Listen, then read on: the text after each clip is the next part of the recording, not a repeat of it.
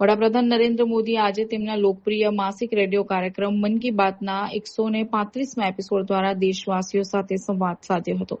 આ કાર્યક્રમને લઈને સમગ્ર દેશ સહિત ખાસ કરીને સંસ્કારી નગરી વડોદરામાં ભારે ઉત્સાહ અને ઉમંગનો માહોલ જોવા મળ્યો.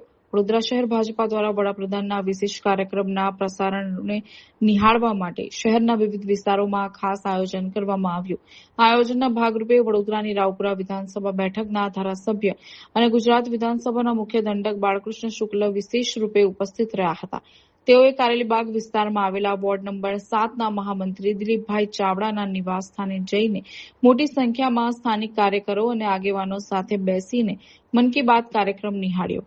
વડાપ્રધાન નરેન્દ્ર મોદીએ આજના એપિસોડમાં ખાસ કરીને પર્યાવરણની જાળવણી માટે સુરક્ષા ઉપર ભાર મૂક્યો. તેની સાથે જ તેમણે દેશભરના નાગરિકોને અપીલ કરી હતી કે આગામી ગણેશ ઉત્સવના તહેવારમાં પર્યાવરણનું જતન થાય તે હેતુથી લોકો ઘરમાં અને પંડાલોમાં માટીની જ ગણપતિજીની મૂર્તિઓની સ્થાપના કરે.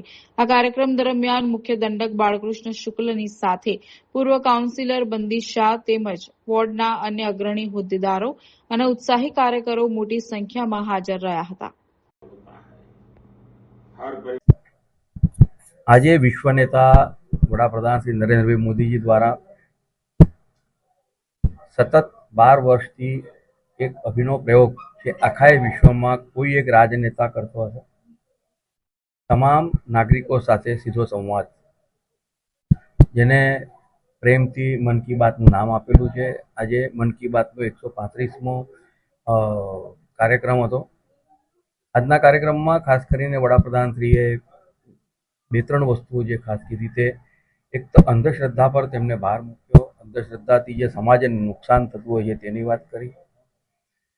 ત્યારબાદ મેઘાલયમાં મૂળિયાથી બનતા બ્રિજ, 120 જેટલા એવા બ્રિજ છે કે જેના આગામી દિવસોમાં યુનેસ્કોના હેરિટેજમાં નામ જવાનું છે.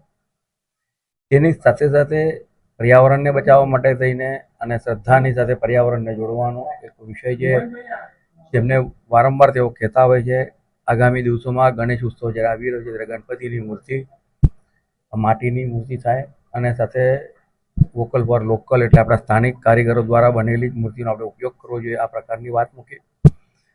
આ કાર્યક્રમ આજે અમે વોર્ડ નંબર 7ના અમારા મહામંત્રી દિલીપભાઈના ત્યાં બૂથ નંબર 70માં કર્યો હતો.